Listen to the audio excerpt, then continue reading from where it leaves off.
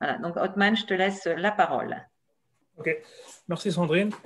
Merci aussi à tout le monde d'être présent ici à cette présentation. Donc voilà, je vais vous présenter ce que nous avons fait pendant ce projet postdoc qui est sur la clinkérisation par mécanosynthèse indirecte. Donc je tiens à signaler que je n'ai pas travaillé tout seul. Il y avait Rabat Hamzaoui, Sandrine Monsoud et Florence Céline qui participaient avec moi sur ce projet-là. Donc aussi, le mérite revient à eux aussi. Et donc, je vais commencer par, dans la présentation, donc, je vais vous commencer par parler du contexte de ce projet-là. Je vais vous parler des différentes définitions sur la mécanosynthèse. Je vais vous présenter le protocole expérimental que nous avons utilisé, donc la clinkérisation par mécanosynthèse indirecte. Et je vais vous donner quelques résultats sur les clinkers et produits, et on va finir par une conclusion. Donc, en ce qui concerne le contexte de cette étude, comme vous le savez tous, en ce moment, il y a un grand effort sur la réduction d'émissions de CO2 pour l'industrie cimentaire. Et il y a l'objectif de neutralité carbone d'ici 2020 à 2050. Donc, ce projet peut participer à cet effort en réduisant les énergies totales nécessaires à faire la clinkérisation et aussi l'un des clés pour arriver à cette neutralité, c'est de transférer l'utilisation des énergies vers des énergies plus propres. Par exemple, l'électricité qui peut être considérée comme telle, car sur certains pays, surtout la France et les pays scandinaves, les émissions de CO2 issues de la production d'électricité est très faible par rapport à d'autres pays. Donc là, je vais vous parler, avant de parler du protocole expérimental que nous avons utilisé, je vais vous parler de la mécanosynthèse. Donc la mécanosynthèse est un broyage à très haute énergie. Donc en plus de la réduction des tailles des particules dues au broyage, la mécanosynthèse va aussi permettre de réduire la taille des cristallites. Donc d'une taille micrométrique, on arrive à des tailles nanométriques. Et le fait d'avoir des particules en micromètres et des cristallites en nanomètres, nous avons des particules qui s'appellent des particules nanostructurées. Contrairement à des nanomatériaux, nous n'avons pas le nanorisque car ces particules-là sont micrométriques. Donc, en plus de changement de particules, de la taille des particules, excusez-moi, la mécanosynthèse permet aussi de changer la forme des particules. Et aussi, nous pouvons même arriver à changer les structures des matériaux. Donc, on peut produire des matériaux intermétalliques, des amorphes, et arriver même à des états métastables de certains matériaux. Donc, la mécanosynthèse va passer, quand on fait le broyage, les particules vont passer par différents stades. Donc, il y a un stade de, on va dire, soudage des particules, où on voit ici, par exemple, il y a eu une étude qu'ils ont travaillé sur des alliages métalliques par mécanosynthèse, et ils ont suivi la taille des particules en fonction du temps. Donc, ils ont vu qu'il y avait un stade où la taille des particules augmentait. Donc, on voit ici les différentes photos aux différents stades A et B. Et derrière, il y avait un stade de réduction de la taille des particules. Donc, par exemple, ici la photo, on voit que la taille des particules a changé et même la forme a changé. Et derrière, il y a un état d'équilibre. Donc, si on veut jouer sur la mécanosynthèse, sur les paramètres, les performances de la mécanosynthèse, on a différents leviers. Donc, on peut jouer sur la durée de broyage, la vitesse, et tout ce qui est les paramètres de broyage. On peut aussi varier les outils de broyage. Par exemple, on peut utiliser des billes ou des barres. Et aussi jouer sur le ratio bipoudre, donc la masse de poudre qu'on va introduire lors du broyage. Et aussi, les matériaux en eux-mêmes vont varier sur l'efficacité d'un broyage, donc les propriétés, la taille des particules. Et on peut introduire des agents qui vont nous aider, des agents de contrôle, des agents de broyage qui vont nous aider à ce broyage-là. Donc ici, dans mon étude, on a varié la durée de broyage et les agents de contrôle. Et pendant la thèse aussi, on avait utilisé la mécanosynthèse, donc dans la mécanosynthèse pour produire l'activation des matériaux. Nous avons aussi des matériaux coproduits pour la substitution du clinker. Nous l'avons utilisé pour la clinkerisation et nous avons étudié le ratio bipoudre. Donc, la mécanosynthèse a commencé, notre expérience sur la mécanosynthèse est depuis 20 ans. Donc, M. Hamzaoui avait introduit ça, a commencé à travailler sur ça plus ou moins, plutôt pendant sa thèse en 2004, où il a travaillé sur des alliages métalliques. Lors de sa venue à l'ESTP, il a introduit la mécanosynthèse dans les matériaux, pour la production de matériaux cimentaires. Donc là, il y a eu la production scientifique derrière ce process-là. Donc nous avons une thèse soutenue qui est la mienne et 6 articles qui ont été publiés et un en cours de parution. Donc si vous voulez avoir plus d'informations, on pourra vous les envoyer, il n'y a pas de souci. Et donc, la mécanosynthèse peut être divisée en 3 différents procédés. Donc, la mécanosynthèse directe, où on va activer les produits. Là, par exemple, c'est ce qu'on avait fait pendant ma thèse, où on a fait de l'activation de ces coproduits pour la substitution de clinker, pour l'amélioration des performances. La mécanosynthèse indirecte, où on va coupler entre un traitement thermique, une activation mécanique et un traitement thermique, ou un autre procédé, par exemple. Donc là, c'est ce que je vais vous présenter maintenant. Donc, c'est la mécanosynthèse directe. C'est le process qu'on a utilisé. Et nous avons la mécanochimie, où, par exemple, avec le broyage, on peut activer des réactions chimiques. Donc, la mécanosynthèse est utilisée en industrie. Donc, certains industriels ont adapté la mécanosynthèse à l'utilisation à taille industrielle.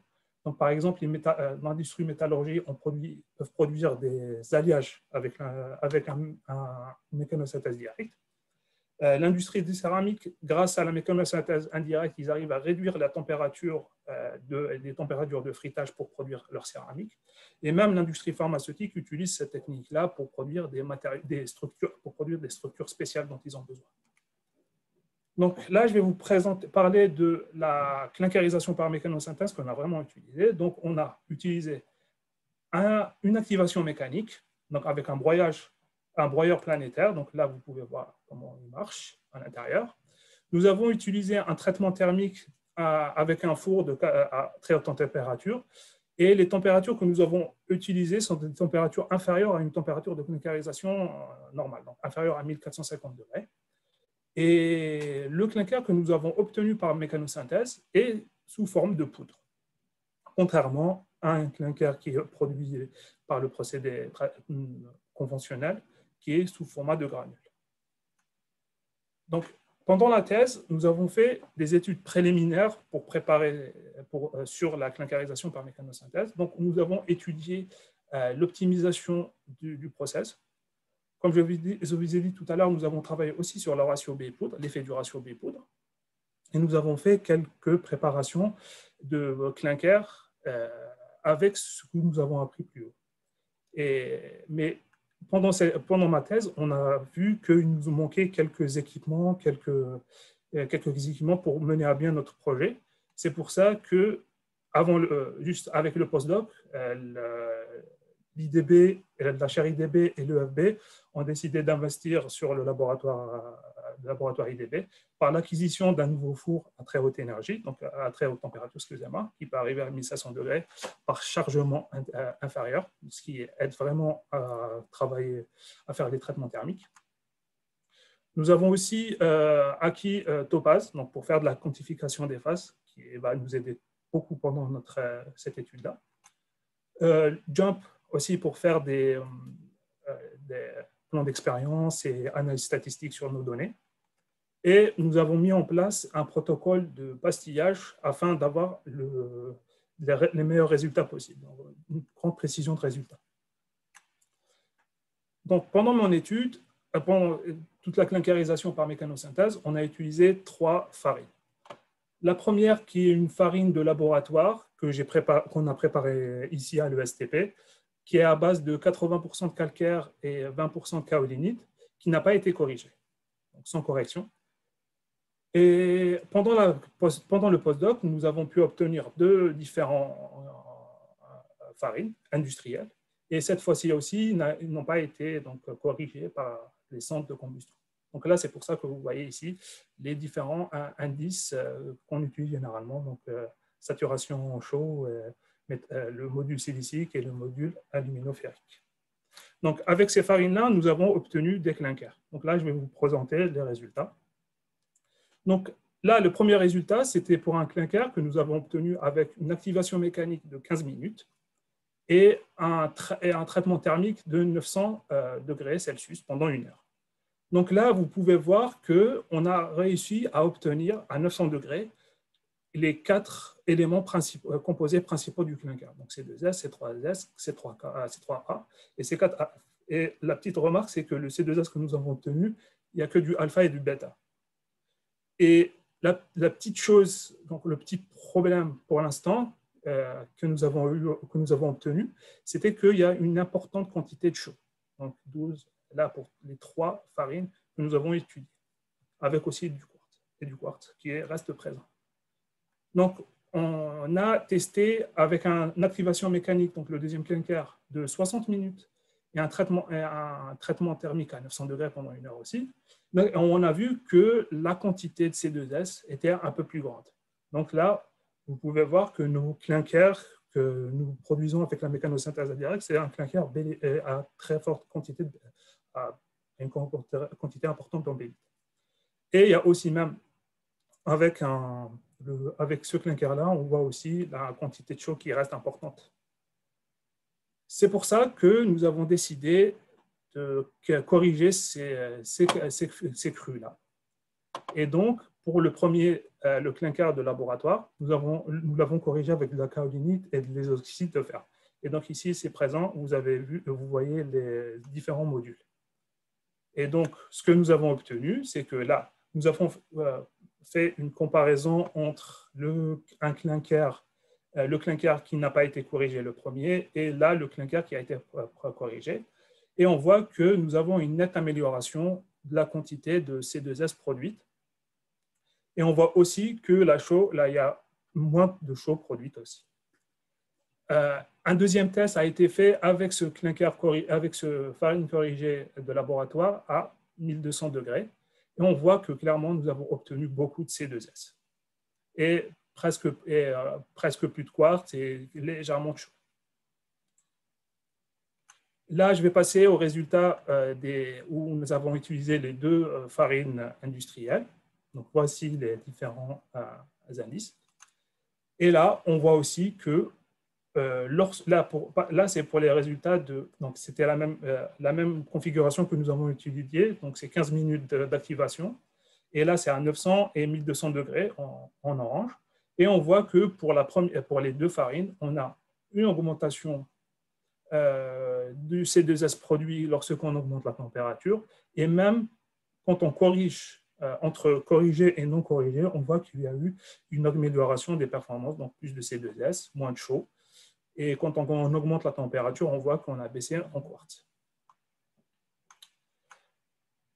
Comme je vous ai dit tout à l'heure, les clinkers que nous produisons, c'est des clinkers sous format de poudre. Donc, pour voir la comparaison entre un clinker produit avec la mécanosynthèse et des ciments industriels, nous avons comparé leur distribution granulométrique avec la farine. Et on voit que la distribution du clinker, qui est aussi ici en orange, elle reste très similaire à une farine, à un clinker, à un ciment industriel. Donc, nous avons fait une estimation des gains des estimations de la consommation énergétique d'électricité de notre process. Donc, nous avons comparé entre une clinkerisation thermique que nous avons faite ici à l'ESTP avec notre four à 1500 degrés et de la mécanosynthèse indirecte que nous avons fait ici à l'ESTP à l'échelle laboratoire pour produire 1 kg de clinker. On s'est basé sur nos calculs donc, sur les fiches techniques des industriels et nous avons calculé les consommations énergétiques. Donc là, vous pouvez voir que pour un clinker thermique produit à un laboratoire, on est dans les eaux de 24 kWh pour production d'1 kg de clinker. Et pour les clinkerisations par mécanosynthèse, on voit qu'on arrive à réduire, à avoir des gains de moins 37%, jusqu'à moins 37% selon la configuration qu'on utilise. Donc, là, je vais finir en conclusion. Donc, je souhaite vous finir par vous dire que avec la clinkerisation par mécanosynthèse, on est arrivé à produire les 4 différents éléments principaux d'un clinker, donc C2S, C3S, C4F, à 900 degrés, au lieu avec une clinkerisation traditionnelle avec des températures beaucoup plus élevées. Et je souhaite signaler aussi que là, nous n'avons pas eu de phase liquide. Donc, c'est que à 900 degrés, nous avons pu obtenir tous ces produits-là.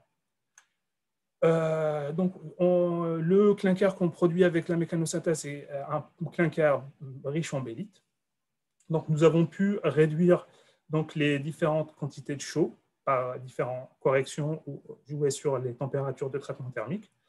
Et le clinker que nous avons obtenu, c'est un clinker sous format de poudre. Et en plus, vu qu'il est sous format de poudre, ça veut dire qu'on pourra aussi nous permettre de peut-être derrière moins broyer ce clinker-là, ce qui va encore plus nous faire gagner d'énergie, d'électricité. Et donc, après, si vous avez des questions, j'aimerais derrière, après ces questions-là, on discute sur différents aspects. Par exemple, sur est-ce que vous pensez que, par exemple, est-ce qu'on pourrait des questions sur, par exemple, les tours de préchauffage, si, par exemple, produire un clinker avec seulement la tour de préchauffage qui arrive à 900 degrés, est-ce que c'est quelque chose qu'en cimenterie, ça pourrait être fait?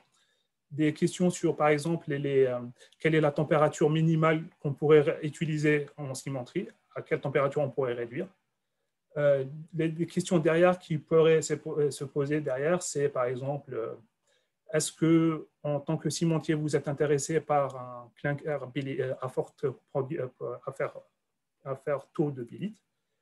Et j'aimerais aussi avoir vos conseils sur est-ce que vous avez d'autres idées sur des matériaux qu'on peut utiliser pour faire le clinker? Et donc, parler aussi derrière sur travailler sur des tests sur des échelles pilotes. Est-ce que c'est des choses qui pourraient vous intéresser? Donc voilà, j'ai fini ma présentation. Donc je vous un grand merci à vous d'avoir écouté. Donc, et j'attends vos questions avec impatience.